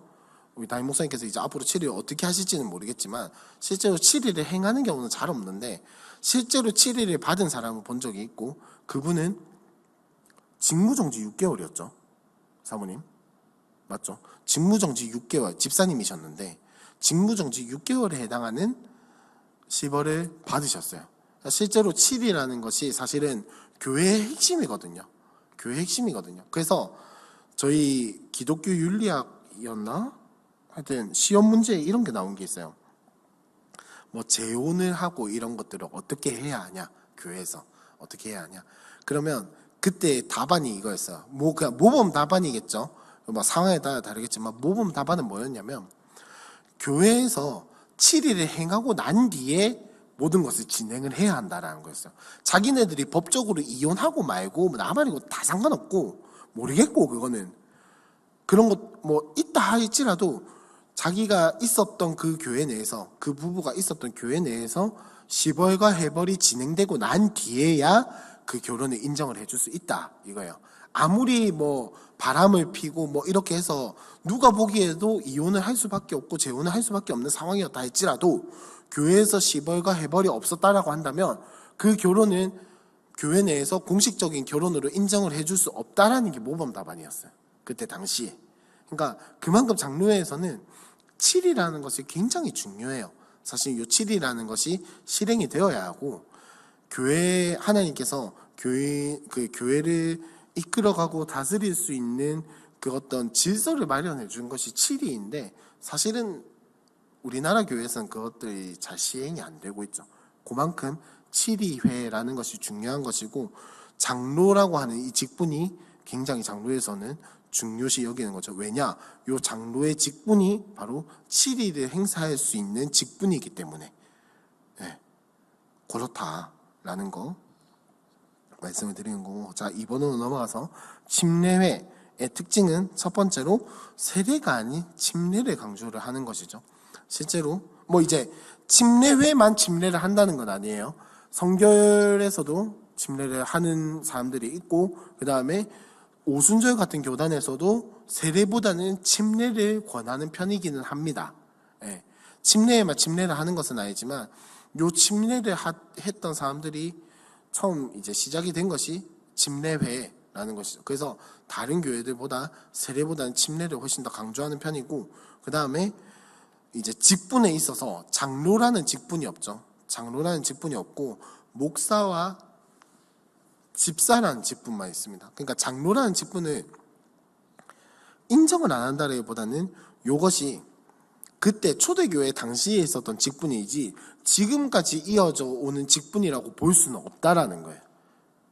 하나님께서, 예수님께서 교회에 영영토록 있게 만드신 직분은 목사와 집사밖에 없다라고 조직 체계를 세운 거예요. 그래서 또 여담이지만 교회 장로회에는 항존직이라는 것이 있습니다. 교회가 있다면 항상 존재해야 하는 직분, 요게 있는데 3개가 있어요. 뭘까요? 안수집사, 권사, 또 막 이야기해 보세요. 안수집사 나왔고, 권사 나왔고, 장로, 또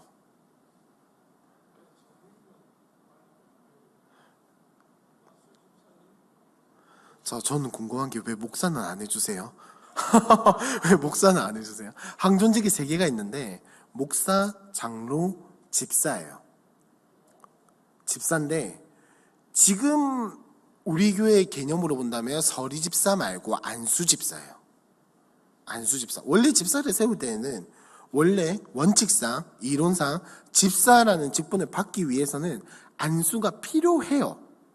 이제 서리 집사라고 하는 것은 혹시 아실 것 같긴 하지만 서리 집사라는 것은 이제 인턴 집사의 개념인 거죠. 인턴 집사의 개념.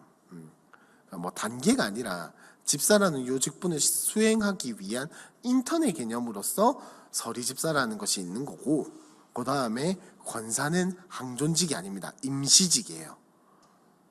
임시직이에요. 그러니까 교회라고 이게 요 교회를 구성하기 위해서 반드시 필요한 직분은 아니다라는 거예요. 권사가 좀 서운해 하시겠지만 서운하실 분들도 계시겠지만 권사라는 것은 절대 항존직이 아니에요. 그러니까 교회에 있어도 되고 없어도 되는 직분이에요.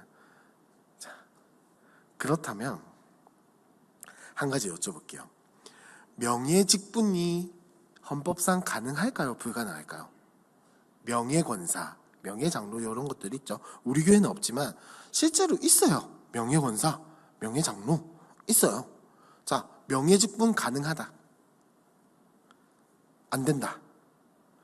헌법상 명예직분은 금지하고 있습니다. 없다, 뭐 있다 없다 요 차원에 끝나서 명예라는 직분 자체는 고신의 헌법상, 다른 교단은 모르겠어요. 고신의 헌법상 명예라는 직분은 주면 안 된다라고 이야기를 하고 있어요. 그리고 자, 우리 교회도 이제 점점 그래야겠지만 은퇴하시면 사실은 교회의 모든 그 자신이 가진 직분의 모든 일에서 내려놓아야 하는 게 맞아요. 근데 뭐 여러분들 잘 아시겠지만 사람은 넘쳐나지만 일꾼이 부족한 이런 상황에서는 은퇴하셔도 어쩔 수 없이 열심히 섬기시는 분들이 계시죠. 근데 사실은 은퇴하면은 사실 다 내려놓는 게 맞는 거예요. 맞는 거고 뭐 그렇다라는 겁니다. 네. 그렇고 하여튼 그렇게 어떤 직분에 대한 개념이 침례와 장로에는 조금 다릅니다. 나중에 한 번 더 이야기를 하겠지만, 자 3번 감리회로 넘어가서 선행은총과 신앙의 실천 강조라고 제가 1번에 적어놨는데, 선행은총은 기억나시는지 모르겠지만 뭐냐면 약간은 위험할 수도 있는 교리라고 말씀을 드렸죠. 선행은총에 의한 회복이라고 말씀을 드렸는데, 구원을 어떻게 보느냐, 구원에 대한 것을 어떻게 보느냐, 우리의 마음속에 내재된 양심이라든지 하나님께서 주신 선행은총이 있다라는 거예요. 선행은총이 있어서 하나님께서 성령을 부어주시고 은혜를 부어주시면 요 선행은총이 회복이 되어서 사람이 구원을 선택할 수 있다라고 보는 거예요. 그러니까 전적 타락이라고 이야기는 하지만 전적 타락이 아닐 수 있는 여지를 주는 거죠. 그리고 사람이 구원을 선택할 수 있는 여지를 주는 게 사실 선행은총에 대한 개념이에요. 그러니까 뭐 이거를 맞고 틀렸다를 다 논하자면은 그거는 신학적인 이야기가 되니까 제껴두고 선행은총이라고 하는 것이 그런 것이다. 우리가 구원을 선택할 수 있느냐, 하나님을 선택할 수 있느냐 마느냐를 이제 여지를 줄 수 있는 그런 교리가 있기는 한데 뭐 이단성이 있는 그런 교리는 아니다. 혹시나 감리교 교인을 만나신다면 뭐 선행은총에 대해서 이야기를 할 일이 얼마나 있겠냐마는 하게 된다면 그냥 우리랑은 구원을 바라보는 관점이 조금 다르구나 라고만 여기시면 되겠고, 그 다음에 신앙의 실천을 강조한다라는 것은 뭐 아까 구세군의 개념, 구세군의 역사를 통해서도 아시겠죠. 신앙의 실천, 내가 이 예수를 믿는 믿음을 어떻게 이웃들에게 실천을 할 것인가, 어떻게 행할 것인가에 대해서 굉장히 강조를 하고 있습니다. 그리고 감독이라는 체제를 가지고 있죠. 감독이라는 체제는 뭐 우리가 생각하는 그 감독을 한다 이런 개념이죠. 노회장, 우리 교회로 치면 뭐 노회장, 총회장, 시찰장 이런 것들이 감독이라는 이름을 가지고 진행이 되고 있는데, 이것은 우리가 생각하는 어떤 뭐 회의를 진행한다든지 이런 개념이 아니라 진짜로 권력을 가지고 있는 그런 개념이다라고 생각을 하시면 되겠고, 자 4번으로 넘어가서, 자 순복음이라고 적어놨지만 아까도 말씀드린 것처럼 사실은 오순절이라고 하는 것이 정확한 표현이에요. 정확한 표현. 오순절 교단은 방언과 성령 충만 그리고 성령 세례를 강조를 하는데, 자 여기서 문제가 뭐였죠? 성령을 받은 사람의 첫 번째 성령 세례의 증거는 뭐다? 방언이다. 그래서 요거를 다시 뒤집으면 뭐가 되죠? 방언을 받지 못했으면 성령 세례를 받았다 못 받았다? 못 받은 것이 돼버린다는 거예요. 물론 이제 지금도 오순절 모든 교단이 요 교리를 따른다라고 볼 수는 없어요. 아닌 사람들도 굉장히 많이 생겼고, 이제 우리가 길 가면서 볼 수 있는 순복음 교회들에서 뭐 방언을 못 받으면 구원을 못 받은 거야 이렇게 말하는 사람들이 이제 거의 없기는 해요. 하지만 요런 기본적인 교리 자체가 성령 세례의 첫 번째 증거는 방언이다 라는 교리를 가지고 있기 때문에, 사실 아직까지도 그 순복음과 그 오순절 계열의 교회에서는 뭐 그 방언 기도라든지 이런 것들을 굉장히 강조하는 편입니다. 우리 교회 같은 경우에는 방언 기도를 하기는 하되, 자유롭게 하기는 하되, 이것이 어떤 구원의 문제가 있다든지 성령의 뭐 임하심과 이런 거에는 전혀 그게 없다라고 이야기를 하거든요. 그러니까 방언 기도를 못한다고 해서 너무 하지 마시고 마음 편하게 계시면 됩니다. 성령 세례를 받았다고 해서 무조건 방언을 할 수 있는 건 아니에요. 자 넘어가서 오중복음의 교리라고 되어 있는데, 여기에는 뭐가 있냐? 성령 세례와 여기에서 뭐가 있냐면 치유, 그러니까 신유에 대한 것들, 그리고 더 나아가서 이제 이 땅에서 복을 받는 것이 복음이다. 근데 우리가 알고 있는 복의 개념과는 좀 달라요. 병이 낫고 잘 되고 잘 먹고 잘 살고 하는 것이 이 사람들은 이 오중복음에서 말하는 복을 받는 거거든요. 그러니까 쉽게 말하면 이 땅에서 잘 사는 복을 받을 수 있다라고 여기는 거예요. 근데 여러분 아시겠지만 그것이 반드시 복음을 받아들인 사람이 그렇게 살아가는 건 아니죠. 물론 복을 받죠. 복을 받는데 그거는 잘 먹고 잘 사는 게 복이 아니잖아요. 그러니까 그런 개념을 가지고 있다라고 보시면 되겠고, 넘어가서 성결교는 성결운동을 기반으로 시작했습니다. 그러니까 기초 자체는 사실 감리회에서 출발을 했어요. 자, 감리회 하니까 갑자기 생각이 나는데, 권사라는 직분은 감리회에서 가지고 온 직분이에요.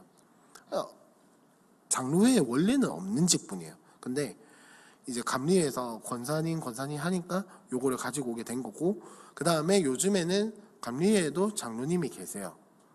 근데 이거는 뭐냐, 하도 장로 하니까 어쩔 수 없이 도입하게 된 그런 뭐 개념이라고 보시면 되겠고, 자 성결운동을 기반으로 시작했는데, 이때 당시에 타락하고 부패한 감리회를 개혁하고자 시작을 했던 요 성결운동에서 시작이 된 거고, 사중복음이라고 되어 있는데 성결교가 강조하는 사중복음 중에서 뭐가 있냐면 성결의 교리를 굉장히 강조를 하죠. 이 성결의 교리는 뭐냐, 쉽게 말하면 장로회에서 말하는 성화를 이야기를 하는 겁니다.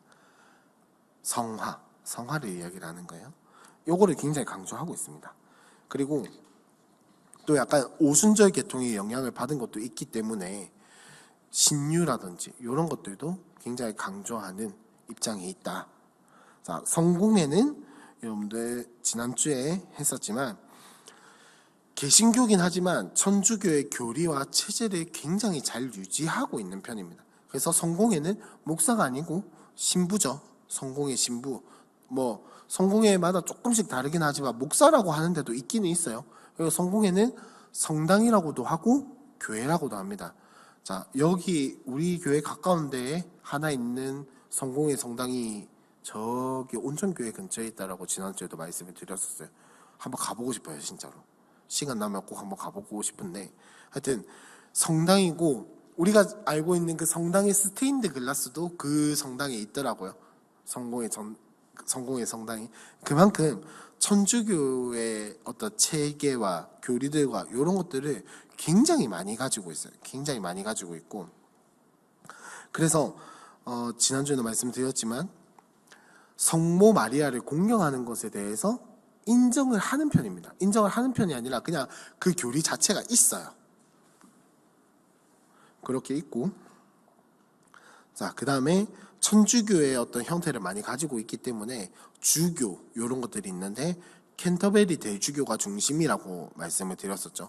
이 사람이 뭐 교황처럼 권력을 가지고 있는 것은 아니지만 어떤 전체적인 성공회, 전 세계 성공회의 중심에 있는 회의라든지 이런 것에서 빠지지 않고, 그 다음에 성공회의 정체성을 가지기 위해선 제가 지난주에 말씀드렸지만 캔터베리 대주교와 소통이 되는 곳이 이 사람들은 성공회라고 인정을 해줘요. 아무리 이름이 성공회라도 캔터베리 대주교와의 교류가 없으면은 성공회라고 인정을 안 해주는, 성공회 정체성의 가장 중요한 것 중에 하나가 캔터베리 대주교다, 사람이에요. 캔터베리 대주교다라는 거. 그리고 7번 루터교라고 했는데, 루터교 같은 경우에는 개신교의 성향을 굉장히 많이 가지고 있어요. 성공회보다는. 하지만 그 중에서도 예전이라는 것을 굉장히 중요시합니다. 예전이라는 것은 뭐냐면 예배의 형식, 예배의 전통, 예배의 어떤 뭐랄까요, 이런 예배 구조물들, 교회의 형태, 이런 것들 굉장히 중요시하는 편이에요. 그래서 입교 의식을 견신례라고 표현을 한다고도 말씀을 드렸고, 그 다음에 루터교 같은 경우에도 거의 대부분이 매주 성찬을 하려고 하는 교회들이 많아요. 그리고 그 다음에 예배의 어떤 순서라든지 이런 것들이 좀 중요시하긴 하는데, 요즘 루터교는 그래도 좀 이제 교회를 딱 설립하고 나면은 좀 그 교회 목사님들의 특성에 맞추어서 주로 하는 편이긴 하더라고요. 하지만 기본적인 정체성 자체는 예배의 전통과 예배의 형식을 굉장히 강조하고 있다. 그래서 또 여기에 살짝 빠졌는데, 루터교 같은 경우에도 어떤 천주교의 체제를 많이 가져온 게 있기 때문에, 지난주에 오신 분들은 혹시 소개 영상이 기억나시는지 모르겠지만 루터교 같은 경우에는 내가 신학교에 들어갔다 이러면은 루터교 그 중심 딱 인사 담당하는 뭐 그런 곳에서 총회에서 그냥 모든 것을 관리를 해요. 월급과 교육과 뭐 어느 교회로 갈 것인지 이런 것들에 대해서 전부 다 관리를 해요. 전부 다 관리를 하는데 루터교의 교세가 왜 안 큽니까? 라고 한다면, 지난주에 소개 영상을 들으신 분들은 기억나시죠? 루터교 같은 경우에 교회 개척을 목사나 교회가 마음대로 할 수 있는 것이 아니라 그 루터교 본부에서 모든 것을 다 컨트롤을 해요. 교회 개척에 대한 비용도 다 지원을 해주기 때문에. 그래서 루터교 본부에서 예산이 많으면은 교회를 개척을 하는 거고, 없으면은 교회를 개척을 안 하는 거예요. 그래서 신학교의 입학생들도 그 루터교 본부에서 세운 그 숫자에 따라서 신학교 입학생들을 받는다라는 것 또한 루터교의 특징 중에 하나라고 할 수 있겠습니다. 그래서 루터교와 장로회가 뭐 이런 부분들도 다르지만 가장 큰 차이점이 뭐냐면, 루터와 칼빈이 헤어지게 된 가장 큰 계기가 뭐냐, 성찬에 대한 입장 차이라고 말씀을 드렸었어요. 성찬에 대한 입장 차이는, 루터교는 공제론이라는 것을 따르는데, 공제론이라는 것이 뭐냐, 자 이렇게 성찬 때 잔에 들고 이 포도주는 예수님이 우리에게 주신 예수님의 보혈입니다 라고 이렇게 성찬을 딱 하고 기도를 하잖아요. 그러면 천주교 같은 경우에는 요게 보기에는 포도주 같고 생긴 건 다 포도주 같고 맛과 향도 다 포도주 같지만 요거는 예수님의 피로 변했다 라고 이야기를 하는 입장이고, 우리 같은 경우에는 어떻냐, 요것을 우리가 이렇게 함으로써 기념하는 것이고, 그 다음에 성령님께서 이렇게 기념하고 우리가 성찬하는 이런 것들을 통해서 우리에게 은혜를 주신다라는 게 우리의 입장인데, 루터교 같은 경우에는 약간 섞여 있는 거죠. 뭐냐면 예수님의 인성과 신성이 모든 곳에 있기 때문에, 하늘에도 있고 땅에도 있기 때문에 이렇게 기도를 하면 여기에 예수님의 살과 피가 임한다라고 믿는 거예요. 조금 개념이 다르죠. 예수님의 살과 피가 임한다라고 믿어요. 변하는 건 아니지만 여기에 예수님의 살과 피가 임해가지고 우리가 실제로 예수님의 피를 먹고 마시는 것이 된다라고 이해를 하는 거예요. 말이 조금 어려웠나요? 그렇게 믿는 거예요. 우리는 변한다거나 여기에 임재를 하는 것이 아니라 이렇게 하는 예수님께서 제정하신 이 성찬을 통해서 그것을 기념을 하고 하나님께서 주신 은혜를 받는다라고 하는데, 루터교는 여기에 임한다라고 믿는 거예요. 예수님의 살과 피가. 그런 차이점 때문에 루터와 칼빈이 갈라서게 된 거예요. 그래서 루터교가 만들어지게 된 거고.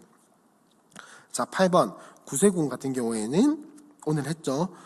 자, 큰 특징이 두 개가 있는데 군대 체제의 영어와 구조를 가지고 있고, 두 번째로 봉사를 중요시해서 복지시설 운영과 빈민구제활동, 대표적인 마스코트 사업으로 구제 냄비가 있다, 자선 냄비가 있다라는 거를 오늘까지 말씀을 드렸습니다. 자, 여기까지가 개신교의 8대 교파고, 사실은 8대 교파라는 말을 들으셔서 아시겠지만 자잘자잘한 것들도 많아요. 근데 주로 우리나라에는 강성이 장로회고 그 다음에 침례회, 감리회, 오순절, 여기까지가 좀 강성이고 성결교 같은 경우에도 조금 교세가 있는 편이고, 나머지 성공회, 루터교, 구세군 같은 경우에는 우리나라에는 유난히 약간 지리멸렬하다시피 진짜 작은 그런 교단인데, 늘 매주 말씀을 드렸고 오늘도 말씀을 드려야겠는 건 뭐냐면, 이렇게 정통교단을 살펴보는 이유는 물론 첫 번째로 이단에 빠지지 않기 위함도 있겠죠. 이단을 경계하기 위해서 틀린 것을 알았다면 정답이 뭔지도 알아야 하니까 알기 위해서 한 것도 있지만, 두 번째는 뭐냐면 다 그리스도의 몸된 교회라는 거예요. 다 그리스도의 몸된 교회고, 다른 교파에 속해 있다고 해서 저 사람에게 구원이 없는 것도 아니고, 다른 교파에 속해 있다고 해서 저 사람이 이상한 사람도 아니라는 거, 저는 여러분들 그거 꼭 기억을 하셨으면 좋겠습니다. 물론 우리가 생각하는 것과 우리가 가지고 있는 사상들과 이런 것들이 사상 관점이 조금 다를 수도 있고 시점은 조금 다를 수 있어요. 하지만 이들이 믿는 예수님이 가짜 예수님은 아니라는 거예요. 이들이 믿는 예수님도 예수님이고 이들이 믿는 하나님도 하나님이라는 거예요.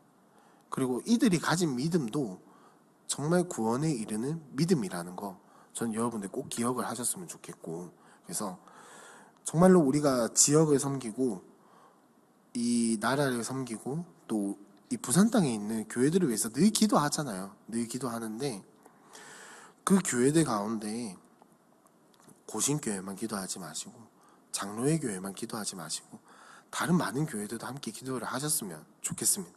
그것이 정말로 우리가 이곳에서, 그리고 우리가 할 수 있는 한 하나님 나라를 이루어가고 교회를 섬기는 것에 정말 참된 의미라고 저는 시작할 때부터 생각을 한 게 아니라 준비하면서 알았어요. 아, 진짜 그런 거겠구나. 뭐 여기 앉아 계신 분들 중에 다른 교회에서 오신 분들도 계시고 다른 교회에서 신앙생활 하다 오신 분들도 계시고, 그렇기 때문에 사실은 지금에 이르러서는, 현대 한국 교회에 이르러서는 사실은 이런 교파의 구분이 좀 약간 무의미할 정도로 교회마다 동네마다 달라요. 분위기가 너무 달라요. 우스갯소리로 여러분들 많이 들으셨겠지만 우스갯소리로 함께하는 교회는 다른 교회들에게 어떻게 소문이 나 있냐면 순복음 고시냐고 소문이 나 있어요. 이제 좀 약간 순복음에 대한 교리도 들으셨고 하니까 좀 느낌 아시겠죠? 진짜로 순복음 고신이라고 소문이 나 있어요. 순복음 고신. 잘못했다라는 게 아니라 그만큼 고신스럽지 않은 분위기를 가지고 있다라는 거예요. 근데 여러분, 잘못된 건가요? 아니죠. 뭐 그렇게 말하는 사람들도 잘못됐다라고 이야기는 하지는 않아요. 그 교회는 뭐 이단이다 이렇게 이야기를 하지는 않아요. 않는데 까딱 잘못하면 우리가 다른 교회들을 보고 저 교회 좀 뭐랄까, 저 교회 다니는 사람들은 좀 이상해, 우리랑 사상이, 우리랑 알고 있는 게 달라라고 한다고 해서 잘못된 게 아니다라는 거예요. 그래서 이 어쩌다 보니까 개신교 8대 교파에 대해서만 이야기를 하게 되는데, 뭐 더 하자면 무궁무진하고 많지만 오늘까지로 마무리하고, 다행히도 사실 더 이상 저에게서 뽑아낼 수 있는 뭐가 없어요. 이제 더 뽑아낼 수 없어요. 이제 교단에 대해서 더 이상 못 뽑아내겠고, 이제 한 번씩 궁금하시거나 이제 이런 것들이 있다면 꼭 말씀을 드리지만, 이단이라든지 이런 교파에 대해서 불분명하시면 꼭 교육자들에게 물어보셔야 돼요. 꼭 반드시. 물론 이제 안 물어보셔도 저희보다 더 잘 아는 사람들도 있을 거란 말이죠. 있을 거란 말이에요. 하지만 꼭 이런 문제가 있다면 교육자들이나 이제 담임 목사님께 꼭 상의를 하셔야 돼요. 상의를 하시고 물어보시고, 바른 교단입니까? 실제로 그런 적이 있어요. 최근에 그런 적이 있어요. 담임 목사님 따라 신방을 갔는데, 그 신방을 받으시는 분의 지인께서, 친족께서 어느 교회, 타지방의 어떤 교회를 갔는데 이게 이단인지 아닌지 모르겠다 라고 해서 이제 봤는데 이단인 거예요. 하여튼 뭐 그런 위험성이 실제로 있어요. 그리고 저도 어떤 일이 있었냐면, 이제 학교 신대원 왔다 갔다 하는 길에 보면 항상 어디를 지나가냐면 진주 초대교회라는 곳이 항상 지나가요. 고속도로에서 이렇게 내리면 진주 초대교회라는 곳이 있거든요. 교회 건물 엄청 커요. 대한예수교 장로회래. 야, 저 교회는 뭔데 저래 커? 이러면서 찾아봤는데 이단이었어요. 이제 그런 일들이 생각보다 여러분들 주변에 빈번하게 발생하고 있습니다. 그러니까 여러분들이 이렇게, 사실 여러분들 똑똑하시기 때문에 이렇게 8대 교파에 대해서 배우시면 대충은 아시겠지만, 그래도 혹시나 조금이라도 의심이 생기신다면 언제든지 이제 물어보시고 하시는 게 가장 안전한 길이다라는 거를 다시 한 번 더 말씀을 드리면서, 자, 지금까지 수요성경대학 정통교단을 살펴보신다고 너무 고생 많으셨고, 제가 기도하고 8주간의 여정을 마치겠습니다. 하나님 감사합니다. 우리 이 자리까지 이끌어 주시고 우리를 붙들어 주셔서 함께 교회에 대해서, 교회의 정체성과 또 하나님께서 우리를 불러주신 그리스도를 머리로 하여 몸된 지체로서 부르심을 받은 이 교회들에 대해서 살펴보았습니다. 하나님, 이것들이 그냥 지나가는 것이 아니라 우리가 교회를 품고 지역을 섬기고 교회를 위하여서 기도할 때 더욱더 풍성한 기도의 제목이 되는 바탕이 되게 하시며, 하나님, 이것들을 통하여서 그리스도의 몸된 교회가 얼마나 풍성하고 다양한지를 깨닫는 시간들이 되게 하여 주시옵소서. 하나님, 이것들을 통하여서 우리의 신앙과 우리의 지경이 더욱더 넓어지는 복이 있게 하시고, 주님, 또 앞으로 진행되는 모든 수요성경대학의 시간들 가운데에서도 우리가 이것들의 바탕으로 더욱더 넓은 마음과 품을 수 있는 생각을 가지고 성경을 보고, 또 그 성경 가운데에서 우리가 하나님의 마음을 알고 뜻을 아는 시간들이 되게 하여 주시옵소서. 지금까지 함께 수요성경대학을 들은 모든 성도님들을 위로하여 주시고 격려하여 주시고 복을, 은혜를 더하여 주시옵소서. 모든 것 예수님의 이름으로 기도합니다. 아멘.